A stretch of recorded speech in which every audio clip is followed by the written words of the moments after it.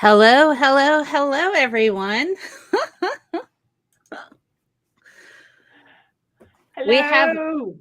Hi. Nervardia, and we've got Dr. Alice with us today. Hello. Well, thank you very much for having me. It's exciting. It is exciting. So I had the title messed up in the beginning, but I fixed it. We're having a cancer chat. A cheery topic. Cheery topic. Yeah. Can I give a little bit of context to this random stream? So some of you, if you've been following me on Twitter or are a part of my Discord, may be aware that one of my family members just very recently died, as in like 2 weeks ago, of cancer. And I had asked Alice to come in and onto my channel, but because, person dying, I have not been able to organize my life, and instead did my backup plan and asked Mel to stream for me. So this, if I get a bit teary, please understand. But yeah, I endeavor not to at the moment. Hopefully this will be a bit of a cheery chat. But yeah, so that's a little bit of background. A hopeful one, yes. A hopeful one, yeah. And yeah, so hi.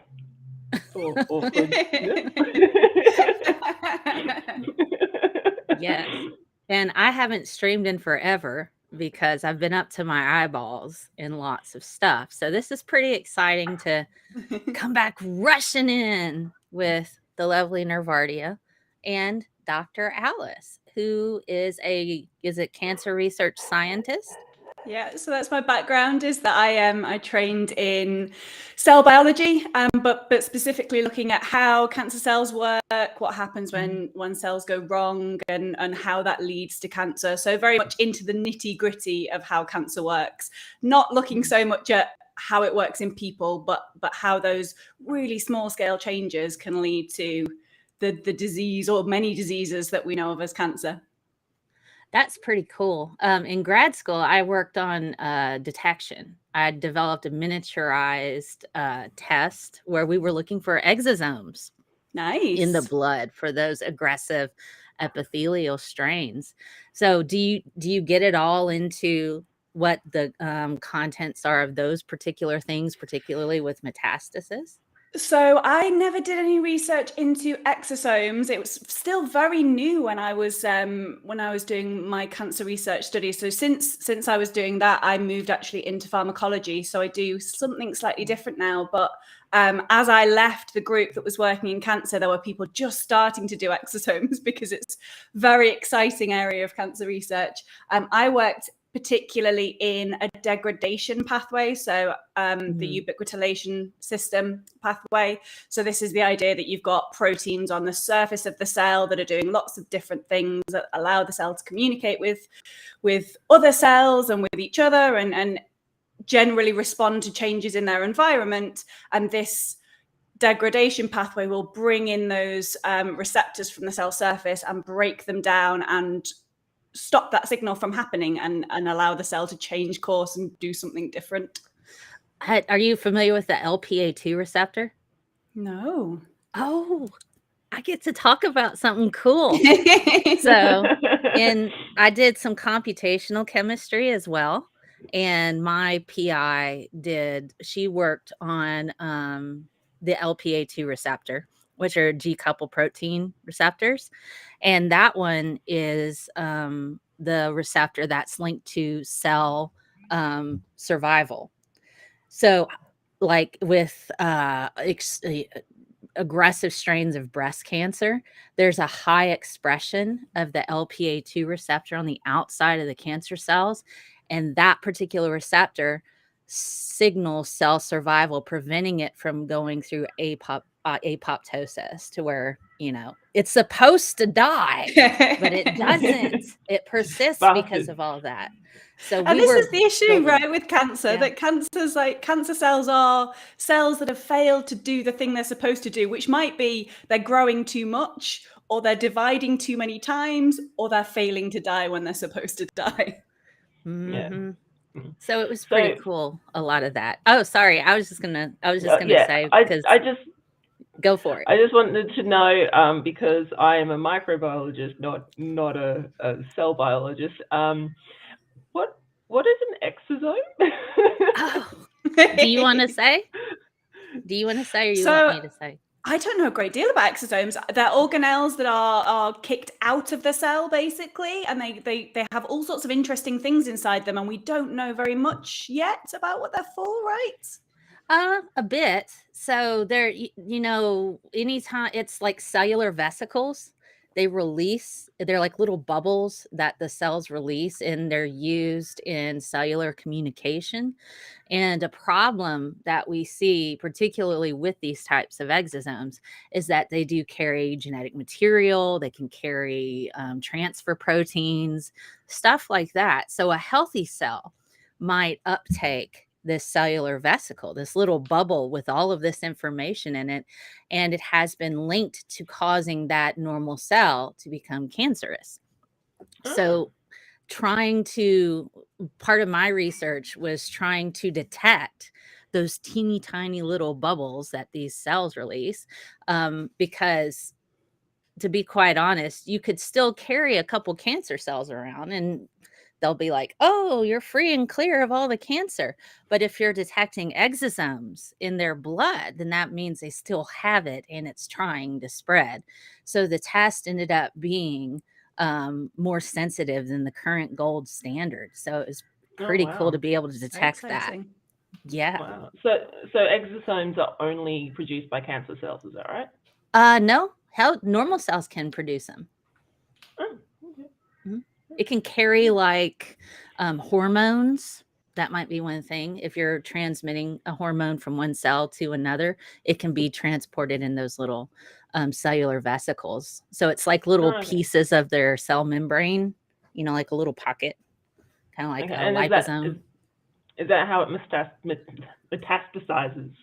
Is that? Yeah, that's one way. Okay, cool, interesting. Thank you. Yeah, it's exciting. It's exciting, but it's hopeful too, because you can, once you're able to collect them, then you can open them up, run some genetic testing, see what's in it, see what kind of proteins are there, that sort of thing. So, Dr. Alice, let's see, do you have a particular type of cancer that you focus on? No, so I was very interested in the EGFR signaling pathway, and so this is commonly mutated in basically all cancers. It's quite commonly mutated in breast cancer, but it's also mutated in a bunch of other cancers. I kind of got interested in all of them, and I grew loads of different types of cancer cells with lots of different types of cancer mutations and had lots of fun with them. I mean, it does make you less scared about cancer when you're anthropomorphizing your cancer cells that you grow in the lab and talking to them and making sure they're happy. Cancer cells are so weird. One of the coolest things I got to do was grow cancer cells as well. And there was one type of lung cancer cell. When you grew it, it looked like somebody just threw like a big old ball of bubble gum and just hit a wall. And it's just like these little stringy looking spindles. Things. Yeah, it's crazy. They are bonkers cells. Deviation, I totally apologize for what I just said. I think it's David or David. Maybe it's David. George, I'll call you George. How does evolutionary theory play a role in cancer research? It's complicated, right? Because big picture evolutionary theory is about the big changes that cause entire populations to change, and that's definitely happening in cancer. But when it comes to like mutations and how each cancer develops, we tend to think more on that small scale, because those mutations in an individual population of cells is so important. One of the things I find really fascinating about how cancer works is that we tend to, when we talk about cancer mutations causing cancer, we often talk as if there's just one single mutation, but actually every cancer cell can have dozens of mutations, and maybe a handful of them are actually driving that cancer. When we treat proteins that are mutated in that way, that can work really well for a long period of time. But that selection pressure that you get in that evolution of that individual population of cancer cells means that after a while, that subset of cells might mutate in a different way to gain resistance to that drug. So that individual tumor might then evolve to actually stop being affected by the drug that you've given to it, and suddenly your drug stops working and you've got to figure out what the next step is. Yeah, that's pretty interesting. Crazy. It is. It's really crazy. Which kind of jumps into a little bit about why I was working on in computational research, trying to figure out. I had developed this protocol where we were using Mo software, molecular orbital environment, where you could kind of see different compounds would go in and fit and block off that LPA2 receptor. And there's lots of research where they're trying to figure out which types of medications they could use to coincide with chemotherapy to increase actually stopping up that LPA2 rescue, receptor, to where the chemotherapy would be far more effective, and thus not having that happen, This is why that kind of computational stuff is so important, and just generally being smart about what mutations are present in those cancer cells. My favorite example, and one of the big success stories of what we call rational design of drugs for cancer treatments, is in a form of leukemia that I actually studied during my undergrad, chronic myeloid leukemia, which has most of the time has this really common massive genetic mutation in it, where entire chunks of chromosome have swapped from one chromosome to another, bringing two genes together that are never normally together in the body, and they create this brand new fusion protein that doesn't exist in normal people, but in these leukemia patients, this protein exists. It's called BCR-ABL, and it causes the cancer in whatever way it causes the cancer. And we designed this really cool drug called Gleevec, or imatinib, which was rationally designed. We looked at how the protein works and we said, let's design a chemical that can fit inside the part of that protein that allows it to do its job, that causes the cancer, and block it irreversibly. And it worked really well for like 80% of people with this form of cancer. They were essentially cured overnight. Wow. Until eventually they do acquire mutations. But because we know about that, we design the next rational design drug, and the next one, and the next one. And so we have second and third and fourth line treatments that patients can go on when they eventually acquire these mutations. It's incredible. And it's just by understanding how these things work, and the computational stuff, as you say, this gives us the opportunity to design so many more drugs and test them all virtually before we even start thinking about putting them in patients. Exactly. And then it also saves you some money from having to go to the wet lab and just try and, trial and error, when you can actually look at the molecular shape of the protein, see where its active site is, and go, what fits there? Yeah. And then start bringing in different compounds and testing them out. It's pretty cool. I love computational chemistry. I'm trying to bring that to a new position I have out at a college, where I can help essentially get some undergrad students involved in learning that software, because it's so important. The group I most recently worked in does a lot of mathematical modeling, not so much in the cancer research. They were doing a lot of work in HIV patients and also in contraception looking at long-acting drugs in contraception, but they were also doing all of these studies using mathematical modeling systems where they could create, I never did any of the comp stuff because I'm terrible at maths and it requires a lot of maths. But they would design these entire human systems on a computer, and then you can run a drug through that virtual patient and see what happens. And that allowed them to, in HIV, you're often looking to treat very vulnerable populations, women who are pregnant, babies who've just been born. You can't do clinical trials on those populations, but you can create a virtual version of them and run all these tests virtually. It's amazing. We got a super chat from Nate saying, great chat, $4.99 super chat. Thank you for that. People are going, this discussion's blowing my mind. Hi, science. I do have a question. With the sudden acceleration of mRNA technology being amazing, because it is there any chance of this sort of helping cancer research and finding a cure for cancer? Because I've read a little bit about it, but I haven't really had too much of a chance to look into it. So in terms of mRNA, we have a bunch of things that we use. Certainly we use in the lab that will target mRNA of proteins that are mutated, and we can use those to essentially remove that protein from the cell entirely. And I think there are people looking at drugs, these small, they're called small interfering RNAs, siRNA, and there's a couple of others.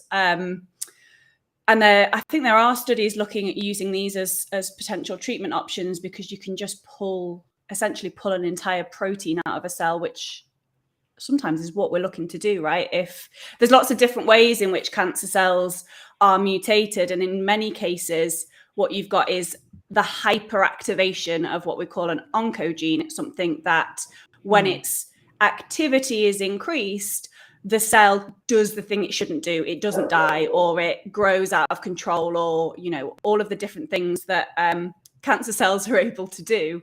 And so if we can remove that protein entirely from the cell, then it kills the cell essentially, because it's super dependent on that protein.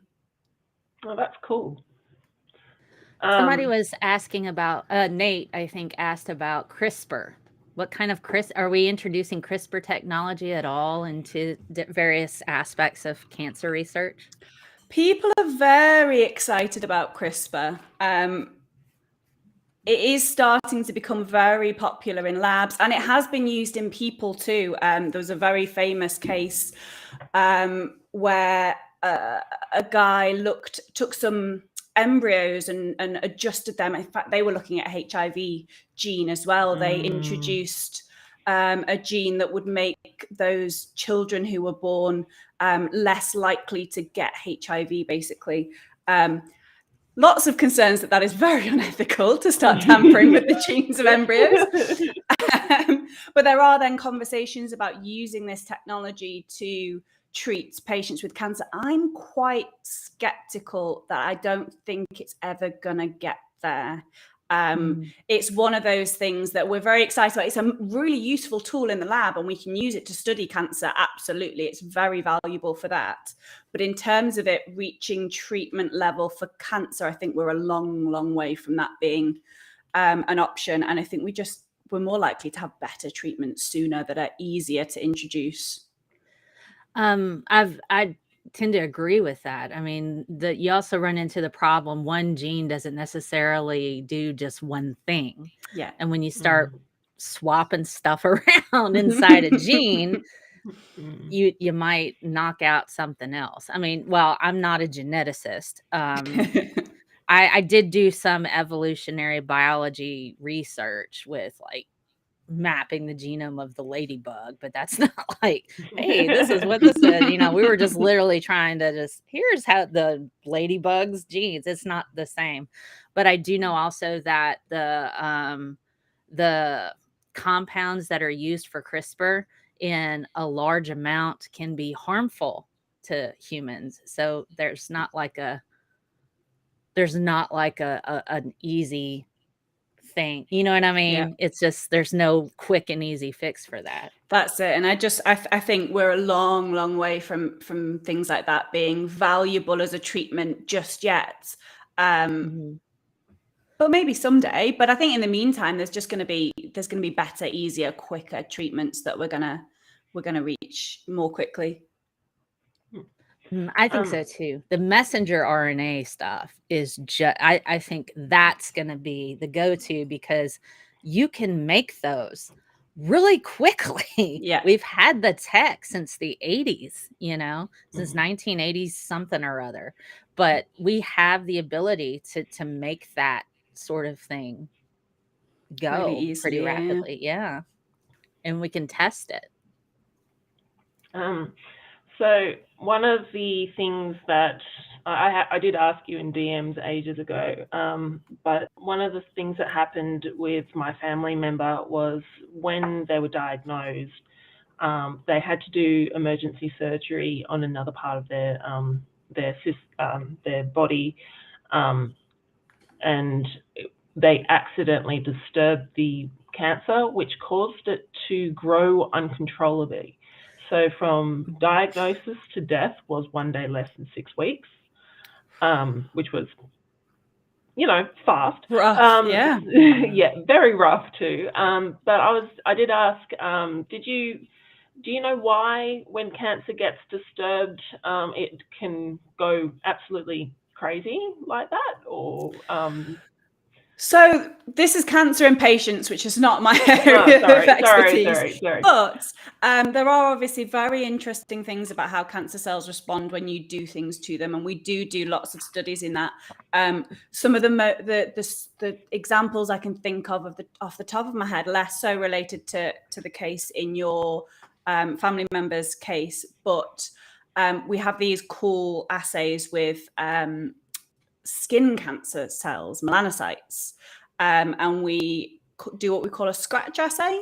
So you grow a load of cells on a plate, and then you scratch a line down the middle of the plate and remove all the cells from the center of that scratch. And then you film them to see what happens. And essentially, once you've removed a bunch of cells in that area, they start to move on top of each. The melanocytes are terrifying to watch when you film them, because they move so, like, they're really they move like nanobots. They kind of clamber on top of each other, and they fill that space really quickly. But it's that thing of they've had some kind of stimulation that has triggered them to start moving on top of each other, and it activates all of these different genes and proteins that are pro metastasis. And if you then also add in a blood supply, and in cases where you've got a very strong blood supply, if those metastatic pathways are activated even further by that disruption, then they're going to get into the bloodstream and kind of go everywhere throughout the body. Access to resources, access to resources is the biggest thing, particularly with cancer, on whether or not it'll spread, where it's gotten to. I have a nephew who was just recently cleared of his Ewing sarcoma, which is a rare bone cancer. So he literally had a piece of his bone cut out, and they had to put in a prosthetic, and he's been dealing with that for almost a year. So, but they went in, and that's a hopeful story for us. He's 10. He's a kid. Wow, so that's horrible. Yeah, it was pretty rough. He's having to repeat a grade, but it's, while we have some, sadness associated with losing loved ones to cancer, we can always kind of reflect on, there's always hope. We can always learn from this and grow from that body of knowledge, Yeah. Another question that I was going to ask is, my family member, they were experiencing some symptoms for about 2 years before they eventually got diagnosed. And one of my questions is, why wasn't a blood test ordered? Are they really hard to find? This was an abdominal cancer, and And so obviously it's really hard to find an abdominal cancer because it's where it's positioned. They don't present with any symptoms until quite late. But is there? I did look up their particular cancer, and there are blood molecules. Markers, But I was blood markers. I was wondering, is it because those particular blood markers? Is it like not? Is it an expensive test to run, or is it just not? Yeah. So again, I don't know about that specific form of cancer, but blood tests for cancer are kind of controversial in lots of ways. So there's a few, obviously for lots of cancers, there are no blood markers that we know about yet. There's lots of research trying to find markers that we can detect, because that would make things much simpler rather than having to biopsy or do invasive scans and things like that. But there are some cancers that we have blood tests for, and those ones, some of them work really well and some of them produce lots of false positives. So the really strong example is with prostate cancer, prostate-specific antigen. That is not routinely, at least in the UK, is not routinely used as a screening tool, because actually the false positive rate is so high that it means that so many patients are going to go through unnecessary invasive testing for a cancer they probably don't have. And if they do have it, prostate cancer is very frequently actually very slow growing and doesn't necessarily, obviously lots of prostate cancers are very bad and it's important for people to get checked and follow up on that. But there are many, many others that are very slow growing and okay. So putting people through this massive level of unnecessary testing can be really problematic. But then there are some blood tests that can be really useful. I actually insisted my doctor test me for ovarian cancer fairly recently, because I have a bunch of symptoms that kind of correlate with ovarian cancer. It's rare in my age, but it's a really simple blood test that you can do and rule that out, and then focus on other symptoms. So I kind of went to my doctor and said, look, I know this is probably me being a little bit over worried, but I have had these symptoms for a long period of time. Can we just do the blood test? Let's just rule it out. And they were very happy to do that, because it was a fairly routine blood test to do. But I had to request that. That wasn't something that was ever offered to me. Especially because if you're seeing GPs, they're not first and foremost going to go to the cancer option. They're going to start thinking about the more common everyday things that they encounter and try and think about all the different things that patient might have going on in their life. Yeah. When we were clearing out my family member's house,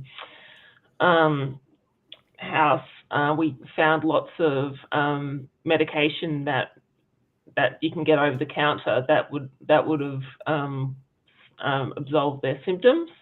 And it just made me really angry. It's sort of like, why didn't the doctor at least ask for a scan or something like that, or have a blood test? And so it's really difficult. And of course it varies from healthcare system to healthcare system across the world, but it's definitely a problem that, just broadly speaking, there's problems of doctors sometimes being dismissive, particularly of quite generalized symptoms that are hard to pinpoint the cause of, because you turn up with stomach pain or indigestion or sleeplessness, or these aren't things that you would necessarily think of as necessarily cancer, but for a very small number of people they might well be.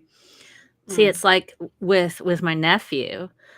He was kind of limping, walking around saying that his leg was hurting, but he's at the age where kids will say stuff to where they don't want to go to school and things like that. Your brain doesn't go straight to, oh my God, it's cancer.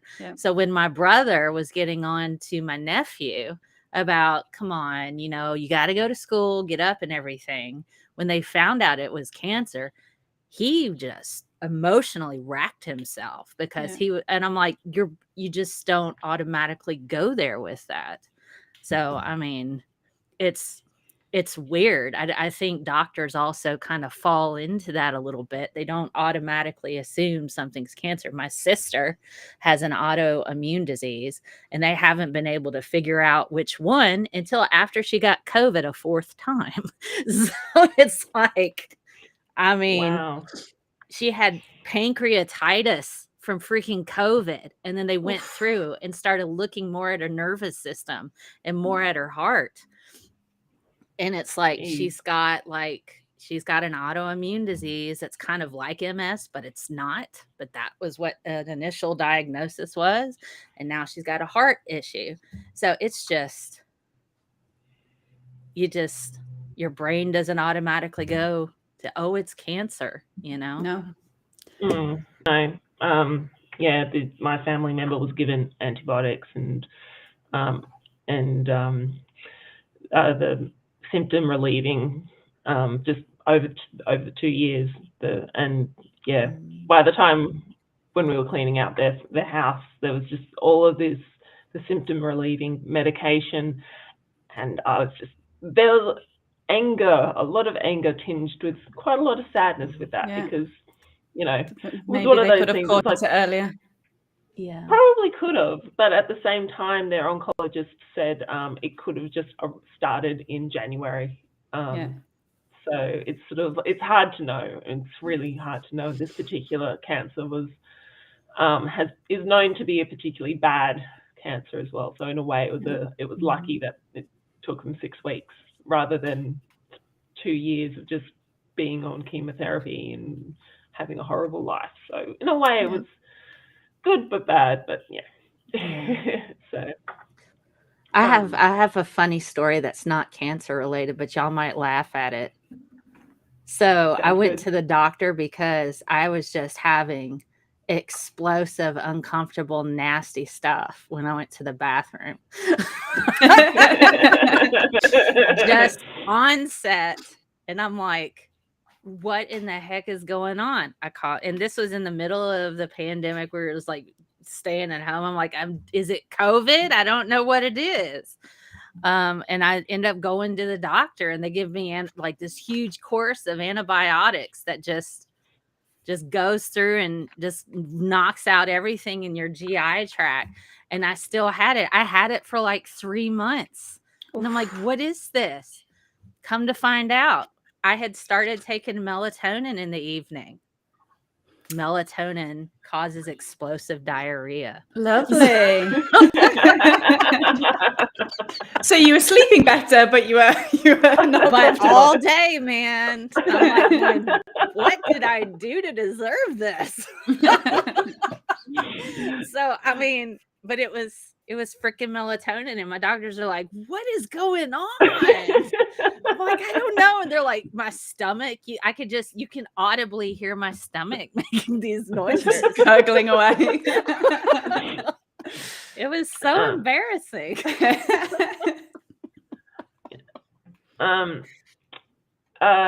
Pine Snake asks, what are the chances of COVID causing, either directly or indirectly, causing an increase of cancer rates in the coming years?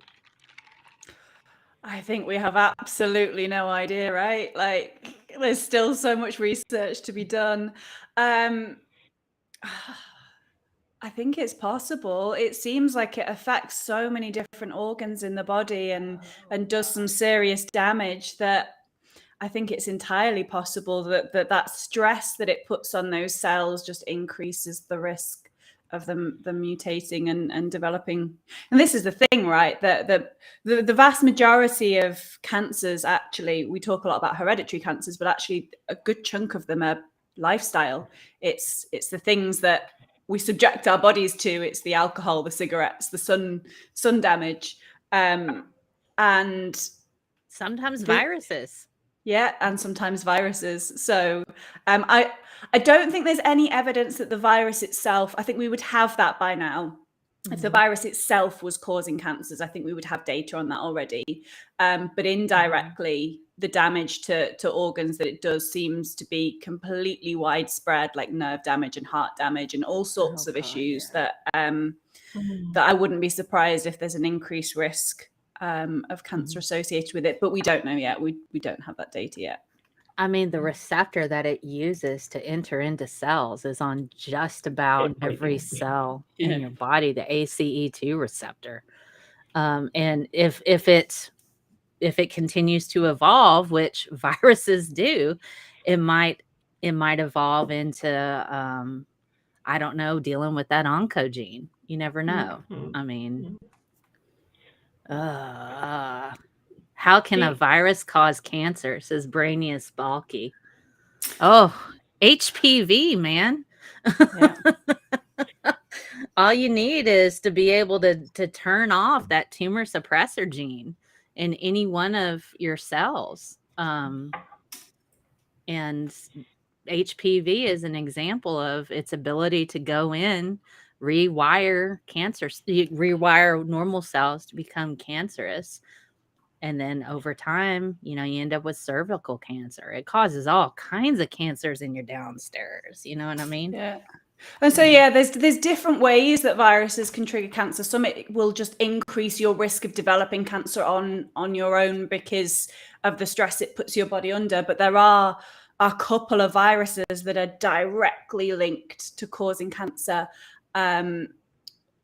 So HIV is one that increases your risk, I think. But there's one called, what's it called? It's a form of sarcoma that we discovered in chickens. Let's see. I can look it up.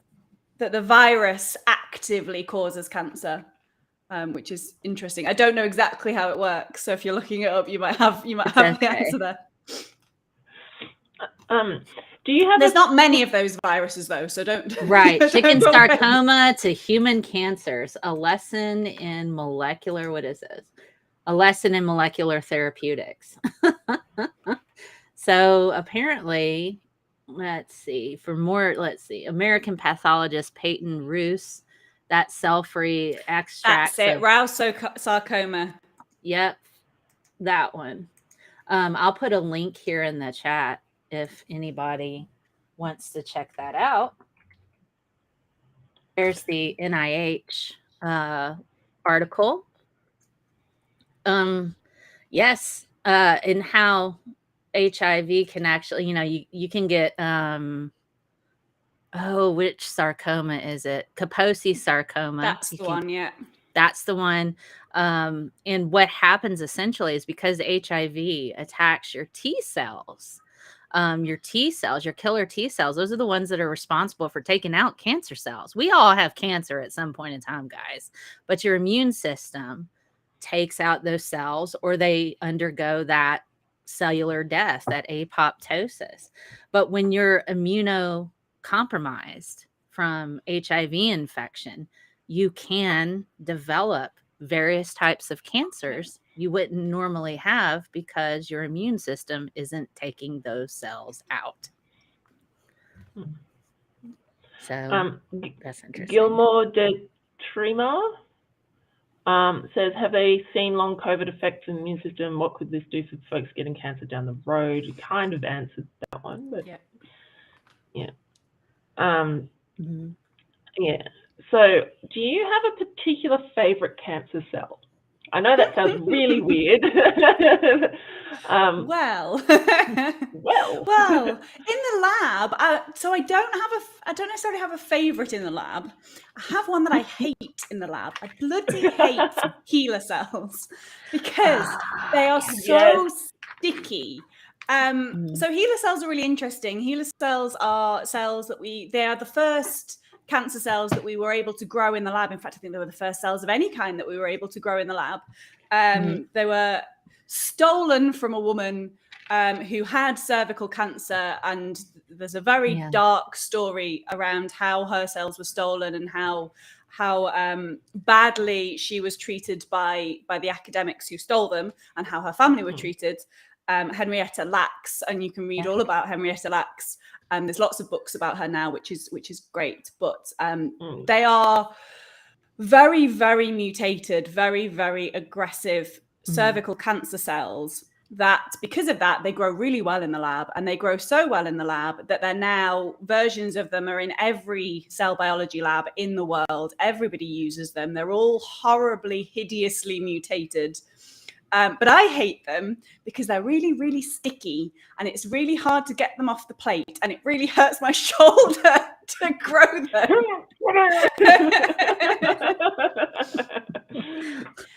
I always had to use like liquid media. I didn't have like, a gel media for this. Adherent cells. Yes.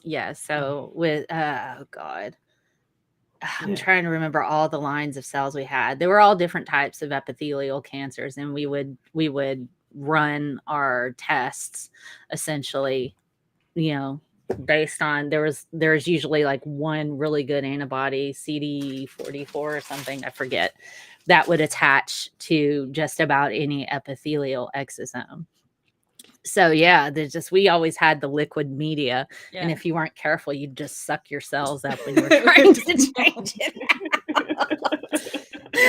Well, that's the problem with the adherent cells that are less sticky, is that you risk whipping them off a little too efficiently, and then you've got no cells left. Look down the microscope, there's nothing there.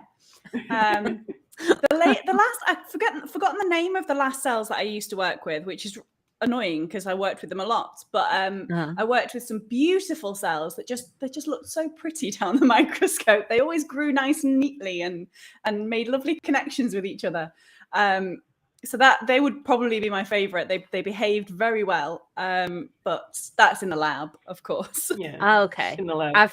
I've found the ones that I worked with, SKBR3 and MCF7. So these were I did a lot cancer. I did a lot with MCF7s. I had some problems with MCF7s, but I think that was a problem with our stock rather than the actual cells. They were quite nice to grow, actually. Yeah, the MCF7s were great. The SKBR3s were really whiny. I mean, they were like princess cells. You're like, you had to do a special dance and just cross your fingers. Please don't die. And this is the thing with cell biology, is you end up having all these weird superstitions that it's like, okay, well, these cells are only happy if I change their media with my left hand while standing on my right foot. There were a couple of cell lines. They were just dirty. They just had so much. They would expel so much stuff out in the media, and we're like, "Is this?"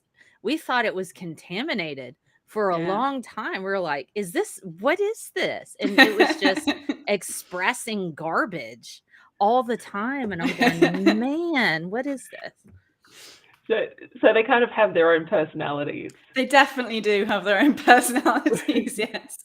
But the cells we use in labs, broadly speaking, they're reasonable models of cancer, but they're kind of horrific models of cancer as well, because most of them, in order for them to survive indefinitely in the lab, they've acquired so many mutations that they're not really a good representation of what cancer actually looks like in the body. We can grow cells that are better representations of cancer cells in the body by taking actual cancer cells from actual patients and growing them in the lab.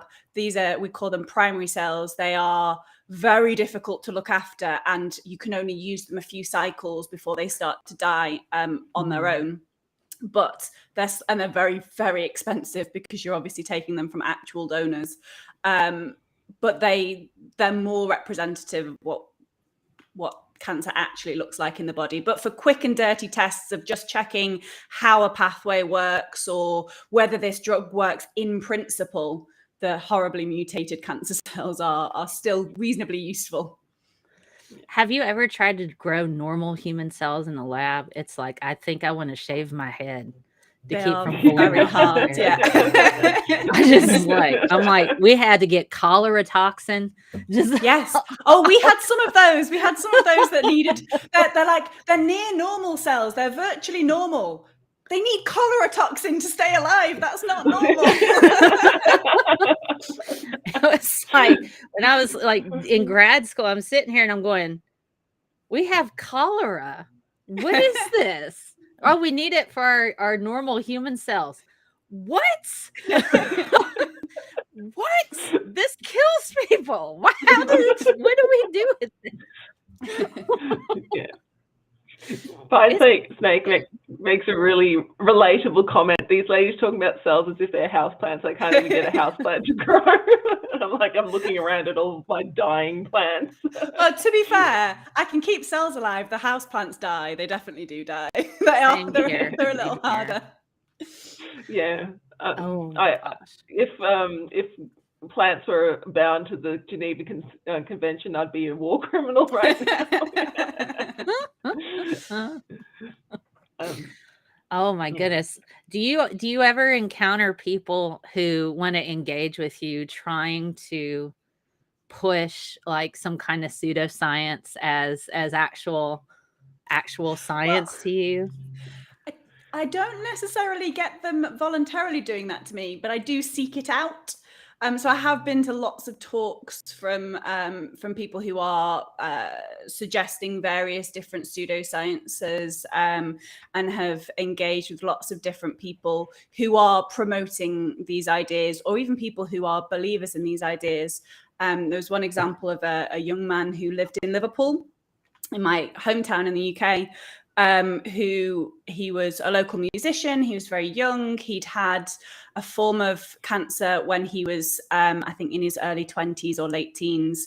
And then he'd gone into remission. He'd had conventional treatment. He'd gone into remission. And then the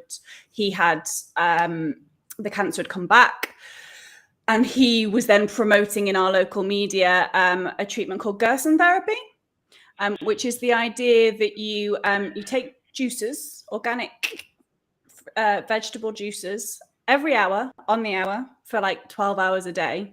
And then you do coffee enemas and you eat very special organic produce, and it's all diet based. It is horrible treatment. Fortunately, the young man did eventually die from his disease. There was a documentary on the BBC here in the UK about him because he'd gone down this route, and there was some problems with how that had been promoted to him and how his family had been taken in by it at the time. And ultimately, some of his family members had realized that this wasn't necessarily the right thing for him to have done, but by that point, too late. And in the meantime, the guy who runs the clinic in New Mexico is doing tours around the UK telling hundreds of cancer patients at a time that you need to stop taking your treatment and you need to try doing this diet thing that costs thousands of pounds and is dangerous. Like taking 12 vegetable juices a day, you'd be like, oh, all these people lost loads of weight. It's like, of course they did. They had chronic diarrhea from taking in far too much fiber. Yeah. Jeez. I get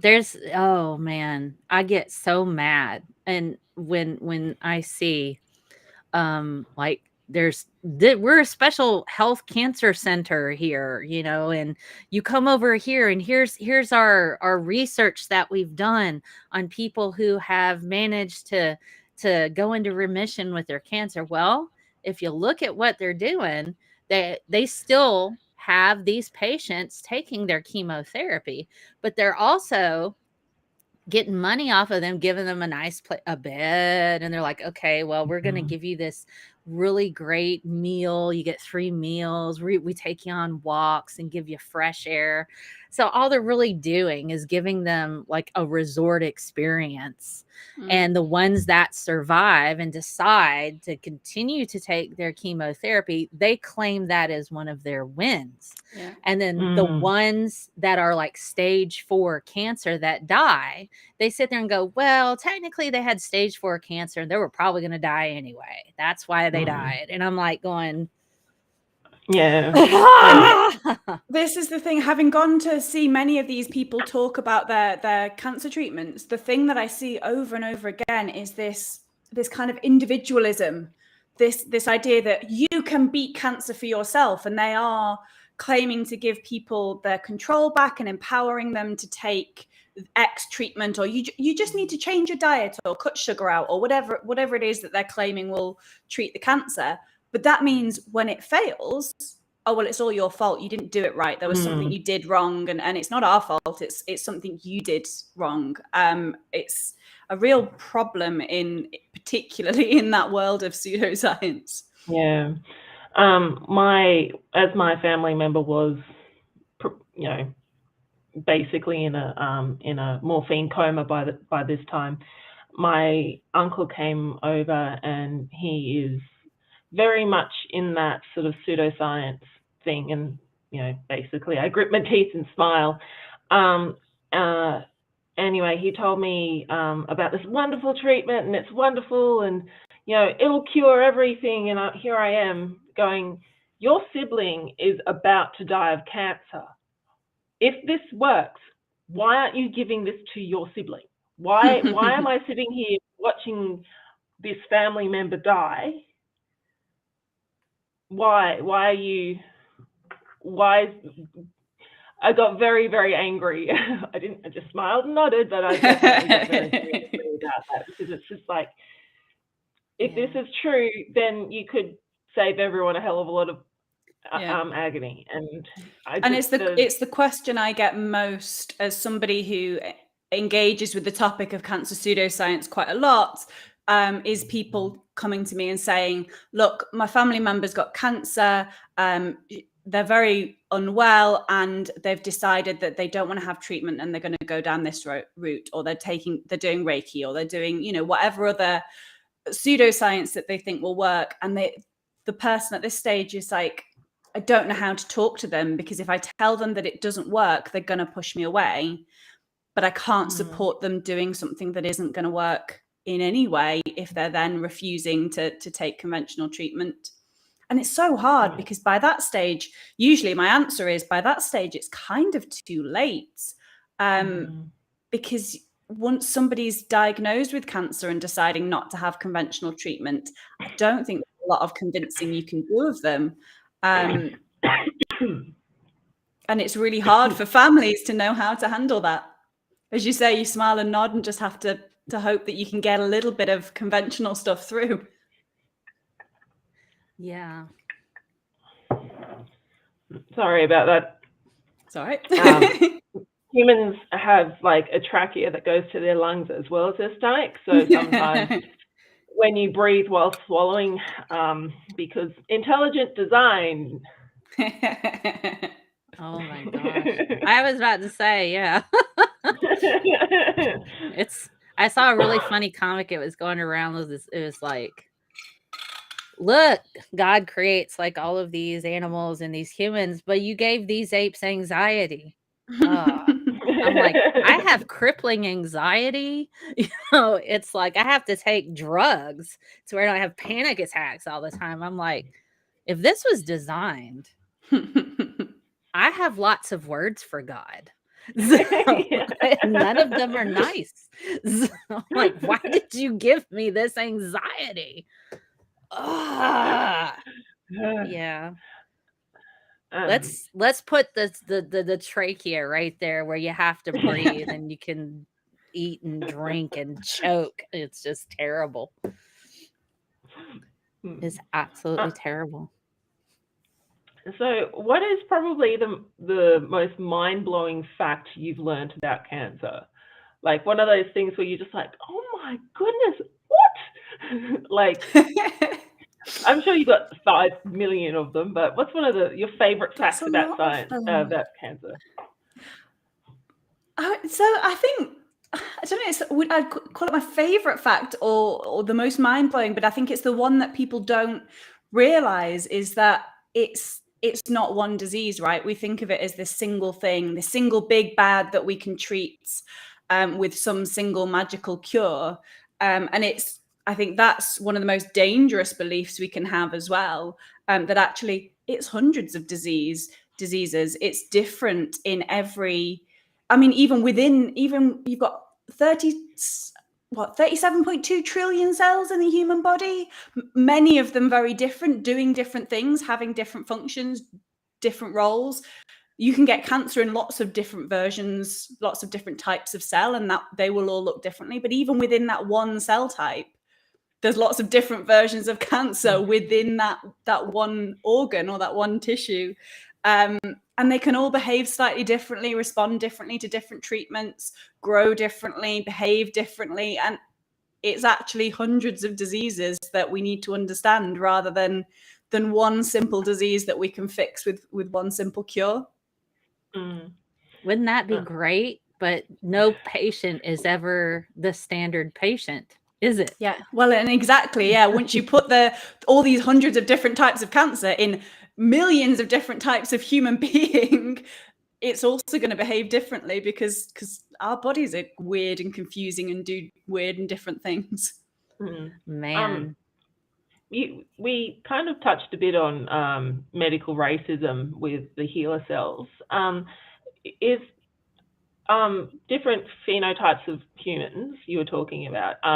So let's say if a person of African descent got, I don't know, Polycystic sarcoma or leukemia or something like that, is it because of their phenotype, is it likely that they might end up having a different response to different drugs or something like that? Or is it reasonably, I hope that doesn't come out as really racist, because I know it can be, but I don't mean this from a racist point of view, but is it like, would the treatment to somebody who has these different phenotypical expressions due to their ancestry have different responses to cancer treatments? So I haven't got the data to hand off the top of my head right now, but I feel like I read something fairly recently that actually we have a bunch of these medical conditions that we think are, and there are some that are related to different populations, and the thing of East Asian, some people in East Asian populations being lactose intolerant because of genetic changes and things like that. But there's a whole bunch of stuff that we think varies between different races that is just bollocks. We've made it up because we're biased, and that's the problem. So I don't know the data on how treatments affect different populations, and I'm sure there is some data out there on that. But I will say that your outcomes for cancer are going to vary based on your race, largely because, particularly if you live in certain countries where you are a minority, you're not going to get the treatment. The medical bias is a real issue that affects, particularly in countries like the US, Australia, and the UK, where we have major problems with medical bias, particularly affecting people of color. That can be a big issue, and also things just don't get spotted, right? So there's this thing about particularly skin ailments that doctors don't have good reference photos of what those skin issues look like on black skin, because they're taught how to identify it on white skin. And so things can get missed and diagnosed late because doctors aren't trained in how to identify things that might look different on different colored skin, and cause all sorts of issues, especially if it's something like skin cancer, or I think the Kaposi sarcoma that we mentioned, I think that has a rash symptom, like a target-shaped rash, that is going to look different on different skin tones. Yeah. It's interesting because of the lack of diversity in studying, in research, studying medications in a more diverse population versus a bunch of white people, and and doctors are not trained, as Dr. Alice said, to spot these types of things on different colors of skin. One of my favorite things that I like to think about, particularly when we're talking about disparity in science, is how when airbags first came out, they were all engineered by men, and they didn't realize that they were lethal to anybody who has breasts. Women were not involved in that discussion.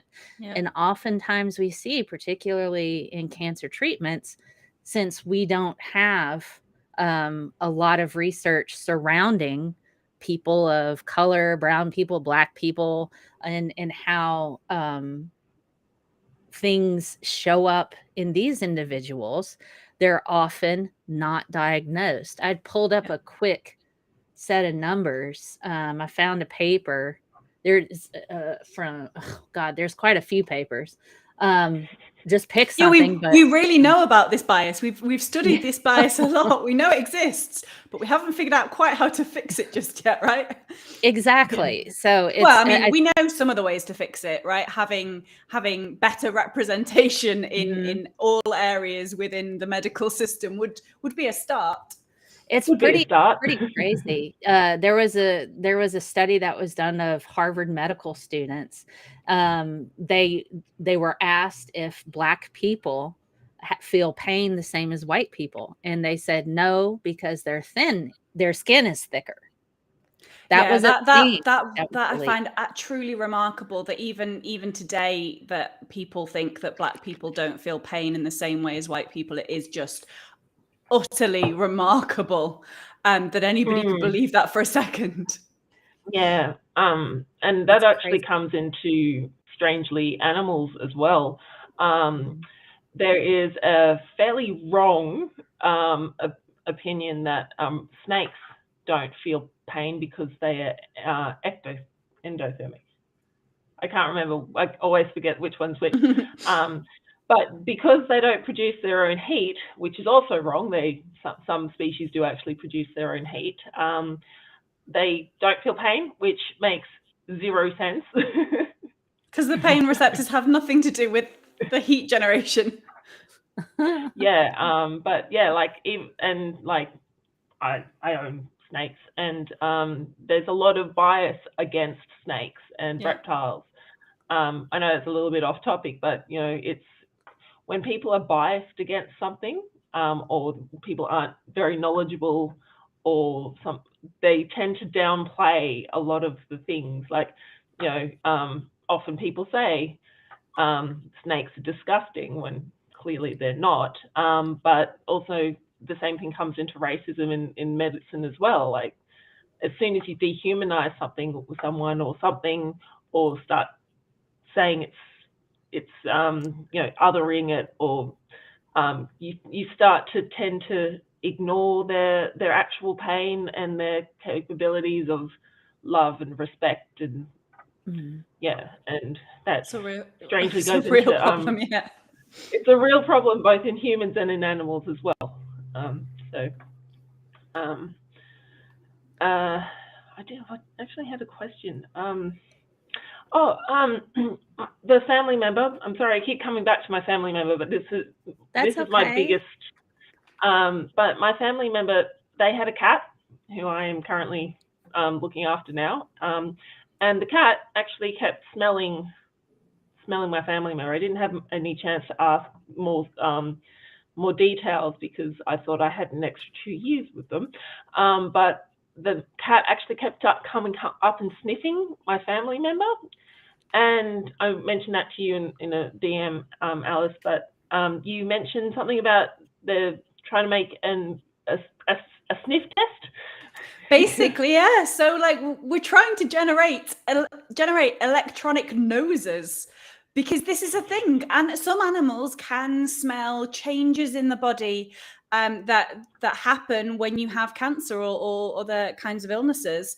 And so if we can figure out how to do that for ourselves, because as lovable as dogs are, they're not very reliable necessarily.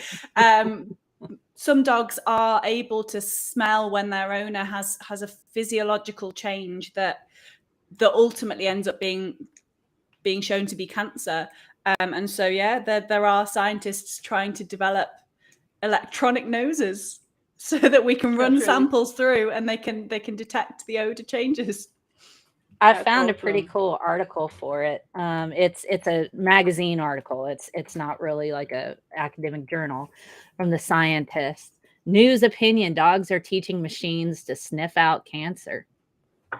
So, yeah.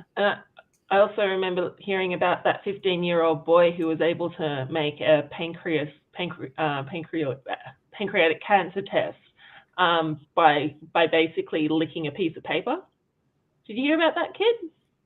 No. It was like it's like 99% effective or something like that. Yeah, it was just like one of those things where I was like, how do we not know more about this kid? Wow. Yeah. Mel's probably looking it up now, but Okay, let's see. Pancreatic cancer. Yeah, test. It was like a 15-year-old kid. Basically, because I watched one of his TED Talks, and he basically, when he found the protein that was associated, he was just like, oh my God. And at exactly that moment, his maths teacher came up and just grabbed it off him, going, you shouldn't be reading this crap in school, like thinking it was like a magazine or something like that. And anyway, he was like, had to come back after the class going, yes, I'm sorry, yes, please forgive me, I shouldn't, no, yeah, can I have that back, please?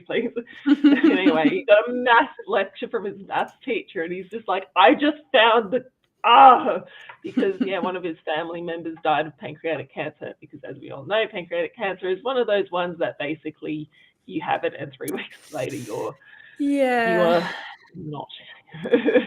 Yeah, it's one of as you said before, it's one of the bad ones because we catch it so late, because it's really hard to detect, and you don't get the symptoms until it's really very bad.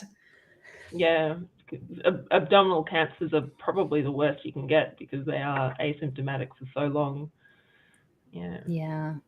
The kid's name, the teen prodigy, is Jack Andraka. Jack Andraka. Yeah. He won the Smithsonian American Ingenuity Award for inventing a new method to detect that lethal cancer. I've put a link to the Smithsonian article in the chat if y'all want to look at it later. I am Restreambot, by the way. Popping up, responding to the chat. Does anybody in the chat have any questions? If you have any questions, pop them down there, and we'll have a look when we catch them. I think we have somebody trolling comments on. I'm streaming to several different platforms, and D Live is one of them, or something. DNA is water, not blood. Okay, sure. It has hydrogen bonding, but it's neither water nor blood. It's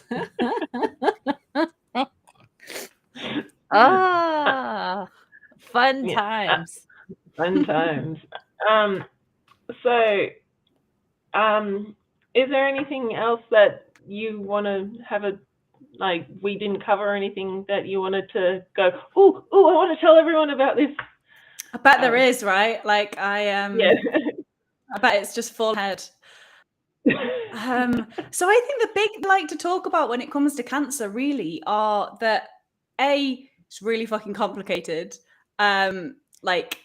There are 20,000 genes in each of our cells, and there's a good bunch that if they go wrong can cause cancer. And in lots of cancer cells, you've got hundreds. In lots of tumors, you've got hundreds of mutations. You've got to figure out which one's the one driving the cancer.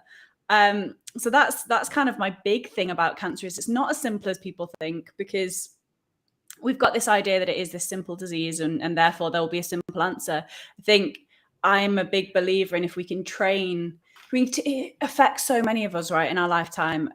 Cancer Research UK data says that 1 in 2 people will be diagnosed with cancer at some point in their lifetime, which means either you're going to get it or someone you know is going to get it.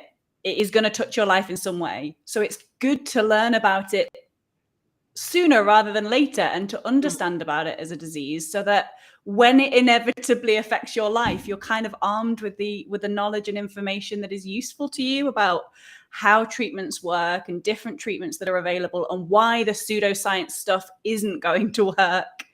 And that, while it can be really scary in some cases and some patients, and there are some terrible cancers, and there are some not terrible cancers that are terrible in some people, there's also lots of success stories and lots of treatments that work really well. My favorite example is testicular cancer has a 98% survival rate. Wow.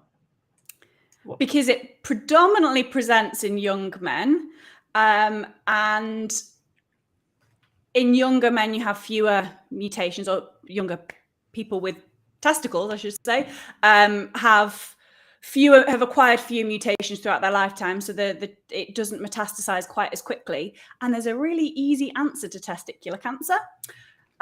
You just lop it off and it's gone. You can remove the entire organ and you've treated that cancer almost entirely. And so the survival rate is really, really high for a few reasons, but partly because it's really reasonably easy to treat. You don't have to kind of dig into organs that are utterly essential to your life. And obviously, I don't want to minimize how difficult it can be to lose a testicle for somebody who, particularly for somebody who might want to have children, but also, you know, losing testicles can cause all sorts of dysmorphia and things like that. But it's not, you're not going to die if you lose your testicles. And so they can just remove them and treat the cancer pretty well. Yeah. I have a pretty cool video. I actually used to teach high school biology, chemistry, all of that stuff. I teach college now, but I have a cool video that I used to show, particularly to my biology students. I'll put it in the chat here, where they used HIV as a shell virus to reprogram an immune system of a little girl, and it cured her cancer. So kind of started the immunotherapy route that they do, where they go through and take some of your immune system, reprogram those T cells to specifically attack your cancer. It's freaking amazing. And this is the great thing about cancer research just in general, is that because cancer is such a big problem and it's so complicated and we know that it's difficult, there's obviously so many people researching it, but we're also jumping on every new opportunity that we can. So as you say, with the example of HIV, but also when Zika, do you remember Zika Virus? When Zika virus was around, feels like many pandemics ago now, like an entire lifetime ago. But Zika virus, 2014, wasn't it? Something like that. Yeah, it was a good while ago. But Zika virus was particularly the reason people were worried about it affecting women who were pregnant or were about to become pregnant, was that it affects the brain of it affects developing brains, but it can get into the brain really, really well. But it doesn't affect adult brains. It only really affects brains that are still developing, which is why it caused all sorts of problems for babies who were born to mothers who'd had Zika virus.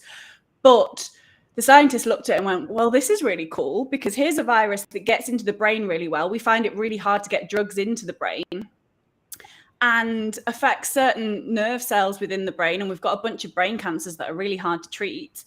So what happens if we kill the virus, we make it so that it can't infect, it can't do any damage, but we use it to piggyback treatments into the brain to treat very difficult to treat forms of brain cancer. And so off we go and do all that research. That's crazy. Poised to jump on really cool things. Yeah.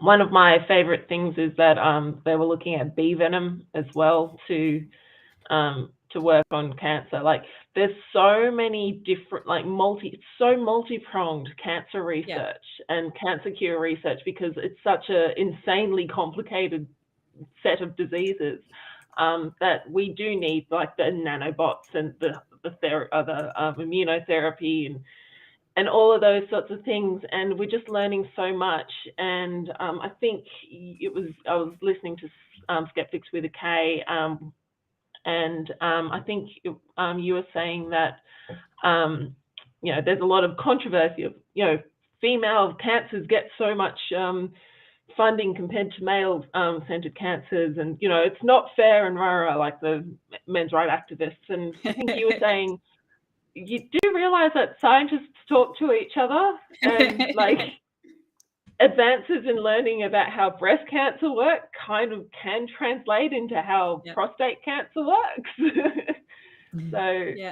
And there's a bunch of things that like, there are issues with how we talk about cancer and how much attention we give to certain cancers and not to others, and that funding can be difficult to get for some of the very rare cancers and things. That's true of all medical research, really, that money goes to the shiny things that affect the most people or affect the wealthy people, and we don't give so much money to the things that affect the poor people or the minorities or that are less common. But yeah, of course, all cancer research is valuable because we need to understand more about how this set of diseases really works so that we can design better treatments. One thing I think is really interesting as well is that because cancer cells are essentially normal cells that have just gone a bit wrong, most of the time we're giving drugs that affect proteins that exist. Apart from the example I gave earlier about chronic myeloid leukemia, where you've got this entirely new protein that doesn't exist in normal people, but does exist in the cancer patients. For the vast majority of cancers, you're targeting proteins that exist both in your normal cells and in your cancer cells. And so that means the side effects are quite bad. It kills the cancer cells more than it kills the normal cells because those cancer cells are more dependent on those problematic pathways. They've got more of those proteins, or the proteins are dysregulated in some way that means they're super reliant on them, and so the drugs kill them preferably. But they do still affect our normal cells, and so chemotherapy side effects can be really difficult for patients to bear. And I think if we start moving away from cure and start focusing on long-term treatment, we would recognize that long-term treatment is going to have long-term side effects. And so let's start to look at quality of life and how we can change how we treat, how we make these treatments more tolerable for patients who might have to take them for a long time. One example of research looking at that was there's a group that were doing some nanoparticle research where they were taking a chemotherapy and they were wrapping it up inside these nanobubbles. So they put the drug inside a series of nanobubbles that would then, the drug inside the bubbles would get throughout the bloodstream. It would get into wherever the tumor was, and then they could use ultrasound, which can be very localized just to where that tumor is, to disrupt those nanobubbles and release the drug only in the tumor. Wow. So it's not going to affect the other cells because it's only being released inside the tumor, and reduce the more widespread side effects that people have while targeting the tumor very specifically. That's the kind of research that we need, is not just how do we kill the cancer quickly as possible. We also need to think about patient quality of life, right? Yeah. So we had a question about PKD and cancer. I'm trying to find up. I'm trying to look up and find some things. Polycystic, I think there's type 2 Adpkd, linking cancer and polycystic kidney diseses. I'm afraid I know nothing about that. It's not my area at all. It seems it's caused by mutations of one of two genes that create certain proteins essential for the proper health of the kidney. So it seems to be there's some genetic markers there. I don't know. So polycystic kidney disease causes numerous cysts to grow in, helps slow kidney function, decline in adults at risk for this type of PKD. I've gone through and I've been trying to find some things. Does Adpkd cause cancer? Risk of cancer in patients with polycystic kidney disease. So there's an article in The Lancet from 2016. I think that's probably the closest I can find for anything like that. Aha! Paywall. The risk of cancer in patients with Adpkd before renal replacement therapy is still unclear. So before they can go through and remove and put in a new kidney, they're not certain if there's still a risk of cancer associated with that. So I guess the jury is still out.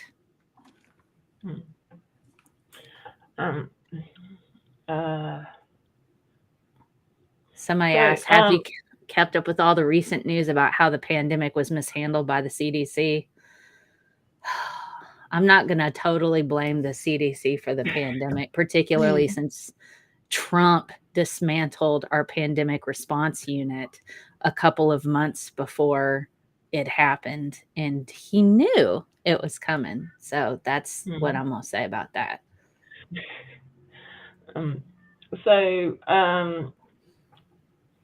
don't know. Does anybody else have any questions? I'm trying to rack my brain while we've still got Alice, because I like this comment that we're kind of designed to fail as humans, this is the thing, right? Like when I give a talk about cancer, and one of the early slides in my talk is how cancer rates has increased over the last few decades. And essentially it's increased because we live longer, and like shit goes wrong when you live a long time. You get more mutations, things go badly wrong, and then we get cancer and or dementia. Yeah. And it's like it's a population control kind of thing, which is sad to say. Yeah. Sandy, are you talking about the monkeypox thing? Yeah, they screwed up with the monkeypox thing. They did come out and say that, yeah, we messed up and we dropped the ball on that. And it's always nice when people come out and say stuff like that. And that's what scientists should do if they screw up. So, absolutely, yeah. Well, I don't think I've got any more questions. Well, I will in about 4 hours' time.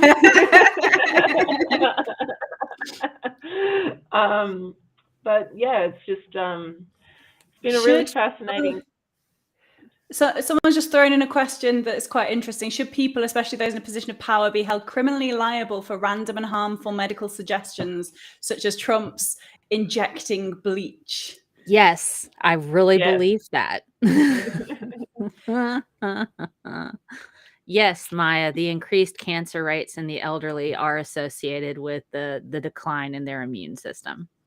It's called elderly onset cancer. So, yeah.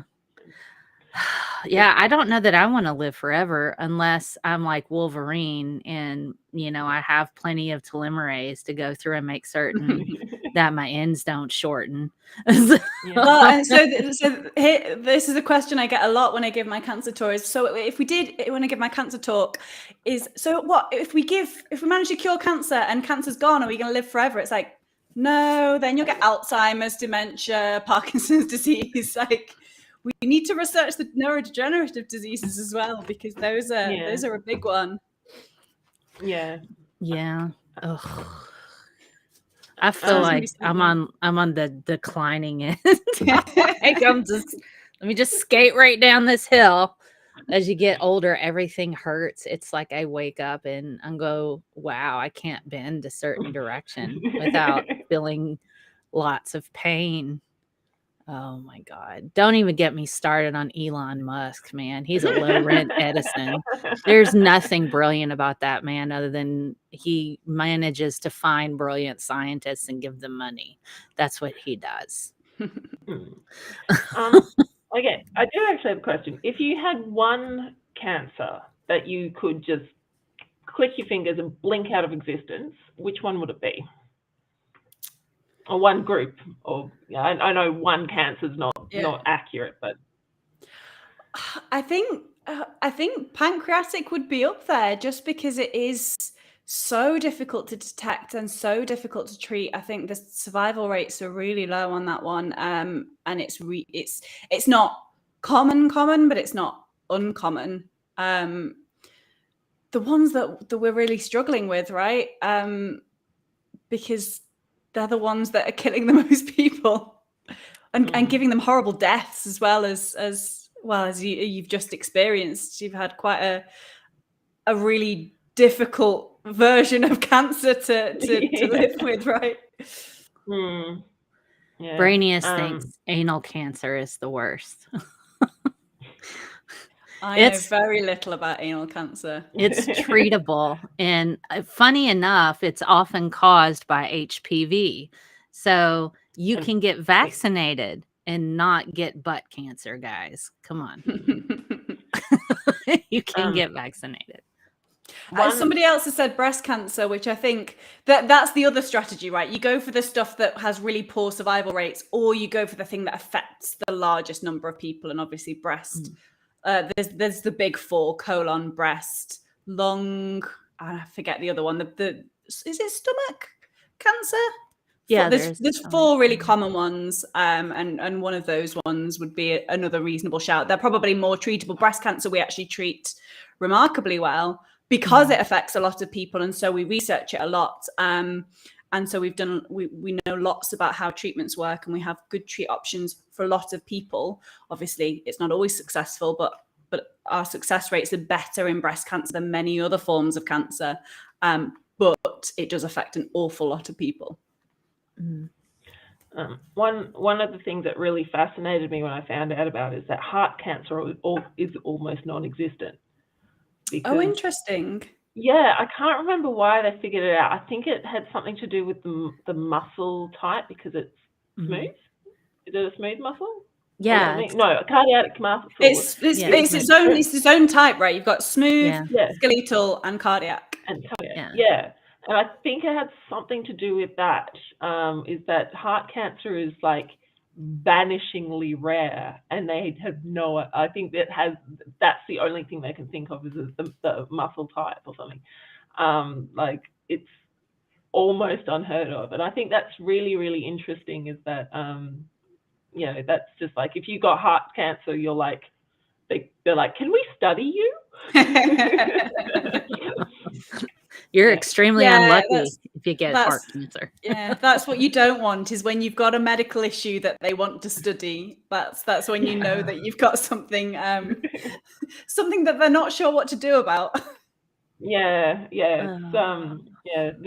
biology is weird. The more I've learned about biology, the more I realize that biology is sort of like if someone goes, "Oh, this is really weird," I'm just like, "Yeah, that's nothing." And also like the fact that like naked mole rats don't get cancer, and there's I think there's a something to do with deer horns, deer antlers, because they grow really quickly, and technically speaking, they're a bone cancer because they just grow really quickly. And they're looking at seeing how the fact that antlers, since they grow quickly and then they fall off, how they might be able to use some of that research into treating our own bone cancers. So I really like the fact that we're using animal models and things that happen in some animals that just simply don't get cancer, and they're using those that information that they're getting to treat cancer as well. So it's fascinating. It's very fascinating for me. It is, yeah. Sharks get cancer, by the way. They actually do. Sharks do get cancer, yeah. Sharks do get cancer. Yeah, there are a bunch of myths. Yeah. Please don't eat shark fin soup. That doesn't do anything. Yes. So, all right. No. Any other questions in the chat? I'm trying to see. David said biology is like a drunk engineer decided to throw parts together without blueprints. And that's pretty much true, yes.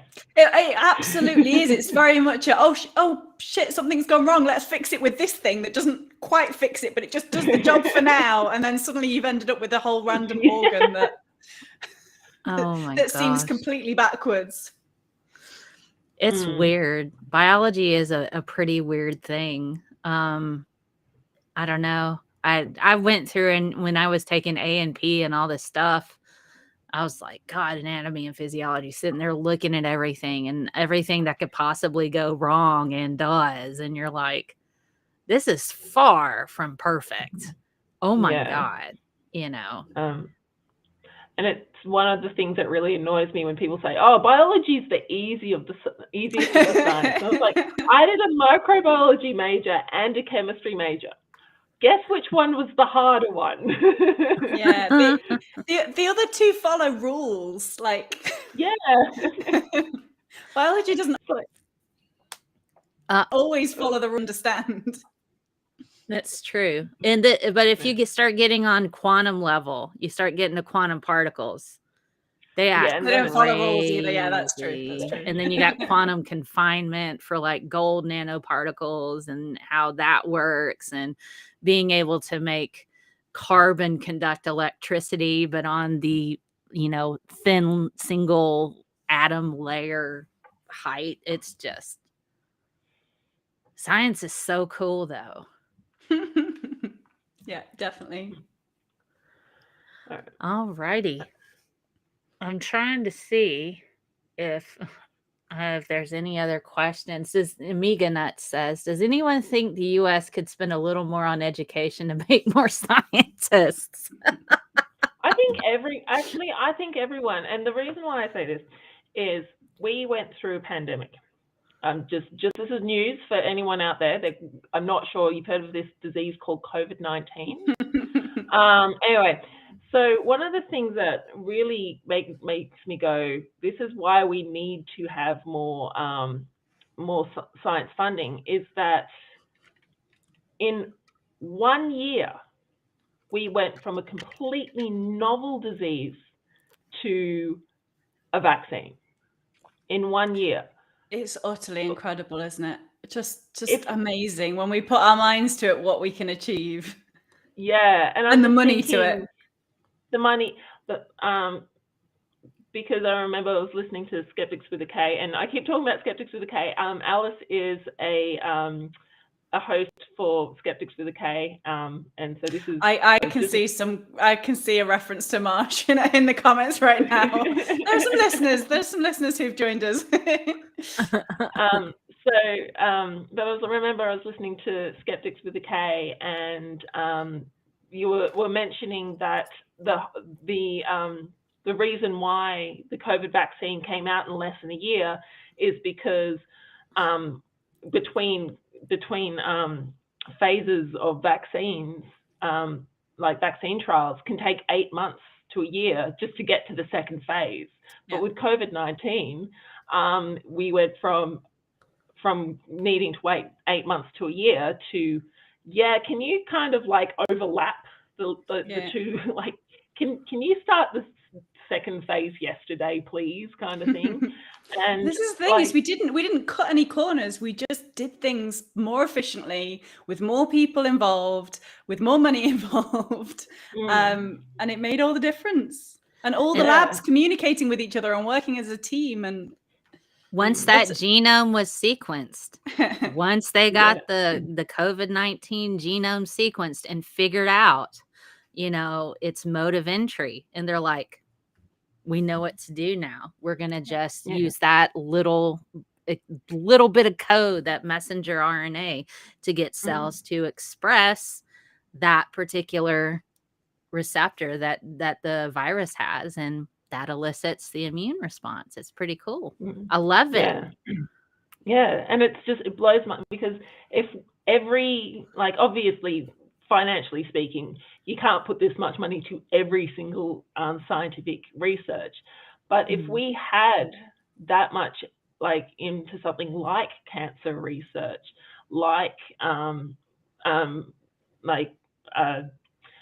global warming mitigation efforts and things like that, we would be infinitely better off than we are now. So I'm just the fact that we were able to produce a vaccine for COVID-19 in less than a year, really, wasn't it? Like the first trial came out in 2020. And there's a really interesting, I don't know if you can get hold of it, or there's an interesting BBC Panorama documentary about the Oxford vaccine, because basically the people who started working on the vaccines started working on it before we common people even knew COVID was a thing. They heard about this new virus in January and were starting to work on a vaccine in the January, and we all went into lockdowns in the March.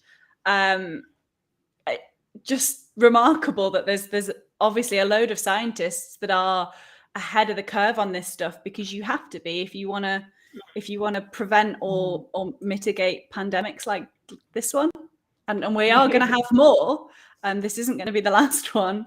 No, and they're going to increase because of climate change. Hooray! Woohoo! We're gonna have brand new weird bacteria showing up from like 10,000 years ago. Isn't that great? Yeah, smallpox could be coming back too. We're having to vaccinate people in London at the minute for polio because they found polio in the wastewater. Oh, that's good. Yay! Yeah. We don't vaccinate for polio anymore because it was almost eradicated. Yeah. God, that's not good. Where is Andrew Wakefield? I really just want to punch that guy in the face repeatedly until he's unrecognizable. That's what I want to be there with you. He's in the US now, isn't he? Causing all sorts of anti-vax problems over that way. Last time I checked, he was working with a medical doctor trying to clean out the colons of autistic children to fix them. Jeez. If you haven't watched H Bomber Guy's video on defensive vaccines, you must. That is essential viewing, because he talks about the story behind Andrew Wakefield, and it just starts off bad, and then it gets worse, and then worse, and then worse, and then worse, and then always abusing children. Always. One of the things that we can do as educators, you teach a class, Dr. April? Do you teach classes at all, or are you exclusively like researcher? Exclusively research. Oh, that's awesome. Well, I wish I teach. So one thing that I do, I get to teach PhD students, but no. Yeah, it's not quite the same. No younger students. No younger students. So I teach I'm in my organic class. I have organic chemistry, so I imagine there's going to be lots of crying in my office. So in my organic class, I'm doing a new assignment where I have my students pick a fraudulent scientist, and then they have to research what that fraudulent scientist did. They have to read the bad paper and see if they can pick out all of the things that other scientists picked out. And then they have to explain, how does this affect society when a scientist lies like that? And were there any consequences? Because I don't think we do that enough. And this is the thing, right? I do actually help out on one undergrad module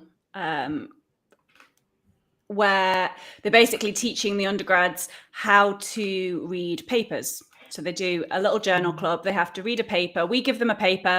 They have to read it. They have to present the findings of that paper and talk through it all. And I lead 2 workshops on that. And for both of them, I give them crap papers, deliberately crap papers. And they all come into it saying, this is what they found and this is what they showed. And I start asking them questions of, and does that make sense to you as a scientist? And because they are trying to say what they're supposed to say, they don't spot any of those issues until I push them on it a little bit, and then they engage the critical thinking part of their brain and start saying, oh, okay, right, no, maybe this is problematic because of this, and start to think more critically about them. But they don't like doing that until I ask them those questions. Yeah, no, but it's so important to do that. I have to say, to you and Skeptic's Guide, I've learned a lot on how to read papers. And it's sort of, I try to explain to people, reading a scientific journal is that you've got 15 to 20 minutes of research before you even read the opening, the abstract. You've got to find out where it was published, how many times it's been cited, who's it's been cited by, who the authors are, why, what are some of the things that the authors have said in the past, blah, blah, blah, blah, blah, and it's just it's 15, 20 minutes of research on the paper itself before you even read the paper. And so when you hear people go, oh, I've done my own research, and they spew bullshit, I'm just like, I had a conversation with a person who's done their own research. I was like, so what's the impact factor of the paper? How many times has it been cited? What's the name of the paper that was published in blah, blah, blah? And they're like, oh, that's just all the science stuff. I don't do the science stuff. And I'm just like, oh my gosh. You're probably familiar with Russell Kane. Are you guys familiar with Russell Kane at all? Yeah. I'm not. Okay, he's a comedian, and he actually posted on Facebook this brilliant freaking video on do your own research, and then it was gone. He deleted it, but I managed to snag it before he deleted it. So I took it and I added some of my own stuff to it on for the do your own research crowd. If you ever get bored and you want to have a look at that or send that to somebody who's like, do your own research. It's like, I can't be bothered to do my own research. I don't want to do my own research. And if I found something, I'd ignore it whilst wanking. He's like Bob, Gary, he's like, you guys used to lick pill dust off of the floor in the 90s. Why are you worried about this stuff? You have no idea what you're talking about. And I was just crying with laughter. I'm like, geez, man, for real. Licking pill dust off the floor in the 90s. Aren't you bothered that you're being controlled with the COVID vaccine? No. I'm so exhausted. I want somebody to tell me what to do at this point in the middle of this pandemic. It's like, I just want to be held and carried around. It was so brilliant. I loved it.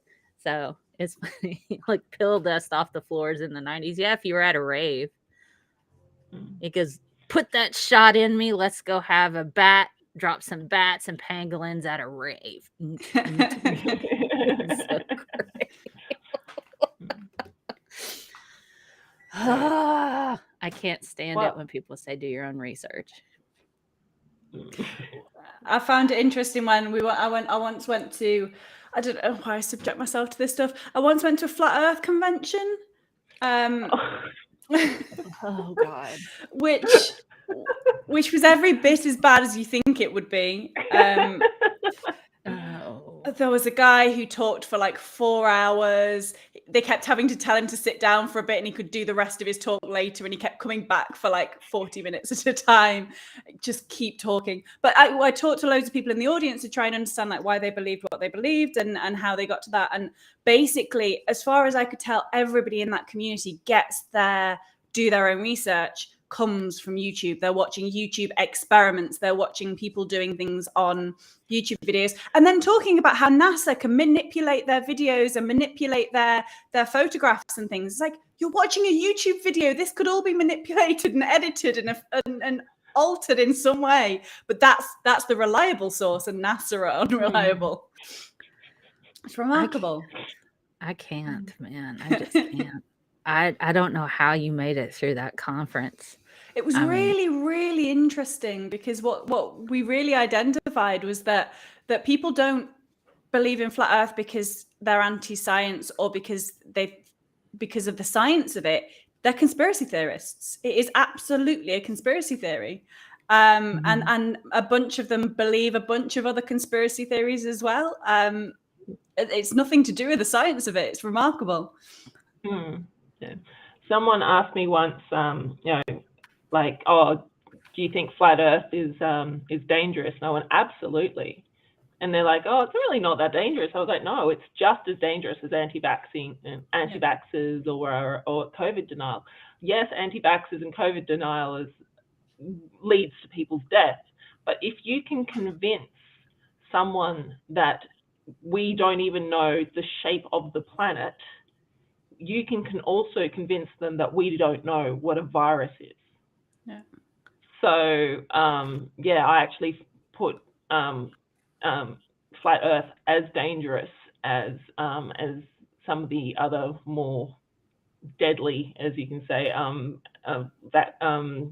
other conspiracy theorists.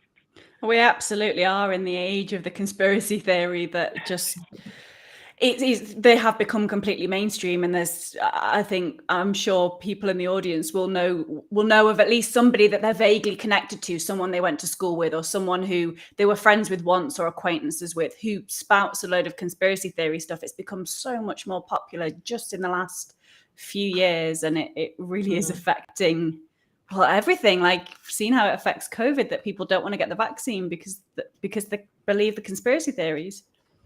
I mean, bandwagon bias is a thing, and the media helps to perpetuate it. You know, absolutely. We and it's definitely this conspiracy like... stuff has been coming for at least 15 years, but we're really in that peak of it now.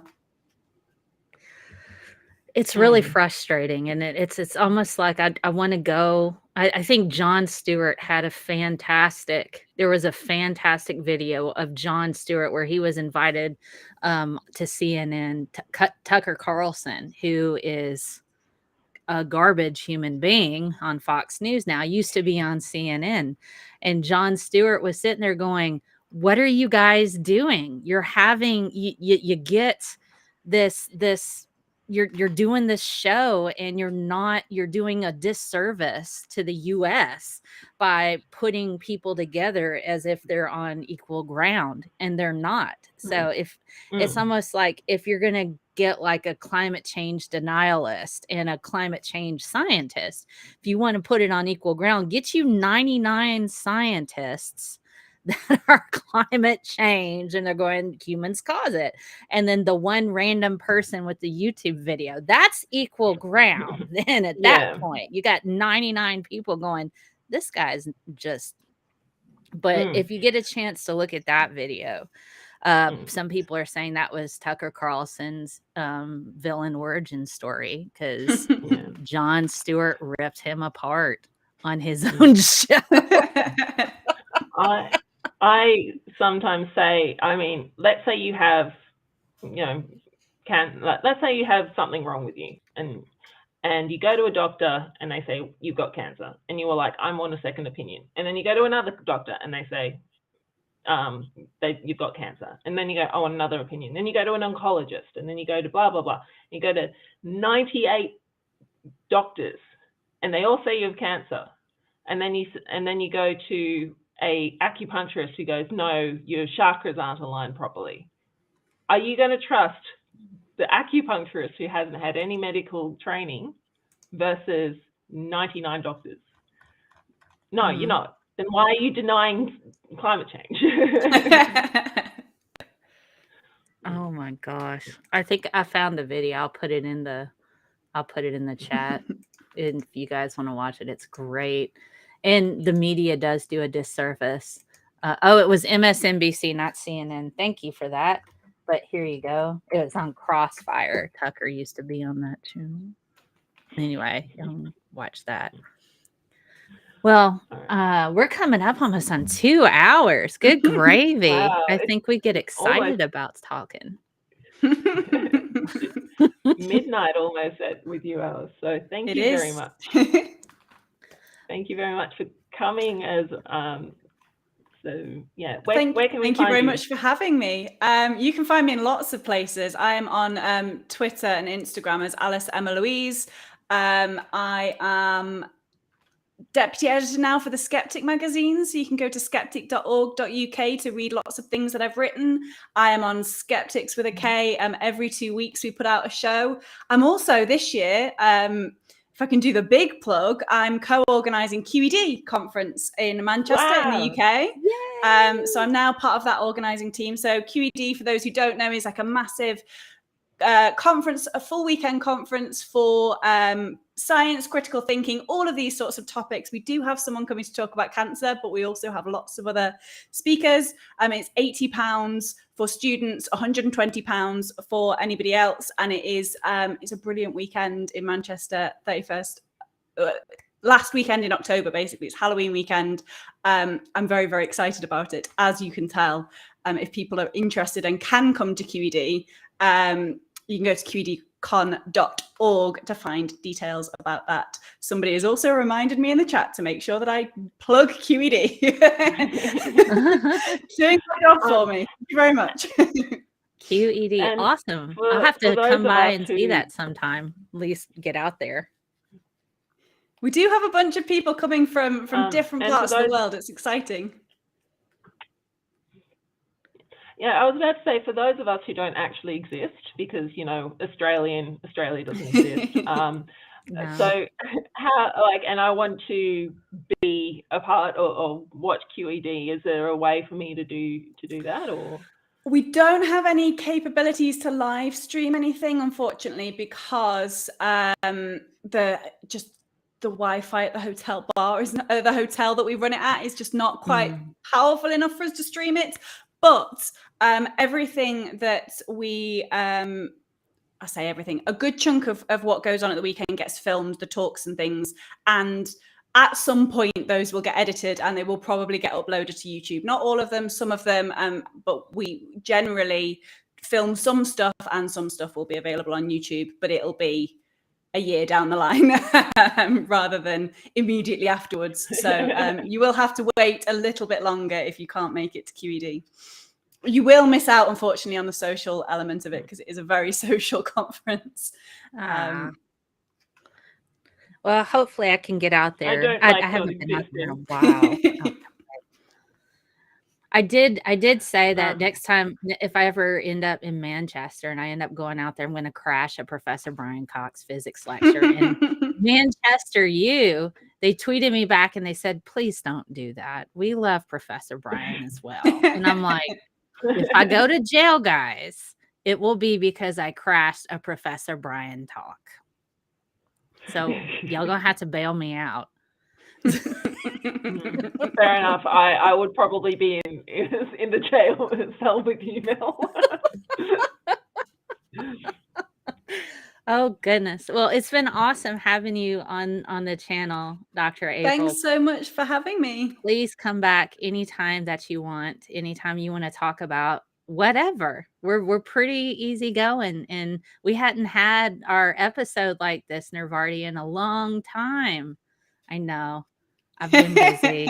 You've been busy. There's no shame here. People have lives and stuff goes on. So I have a life.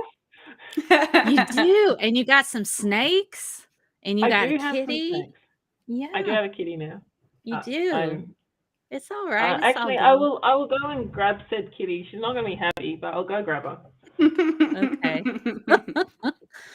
And thank you to everybody in the chat who came by with I didn't have a link set just yet, but that's okay. It was a really interesting talk. What future research are you jumping back into? Well, oh, look at that very cute kissy. Oh, she looks very confused. She's not. She's a bit of a scaredy cat. I've just left research, and my plan is to stay out of research. We will see where I land, but I'm currently looking for non-research related jobs. So if anybody knows of any, let me know. But yeah, so I'm currently not doing research anymore, and I think I will be going into some form of communication type stuff. I would have thought that's where my passion lies, and academia is just broken. So I understand.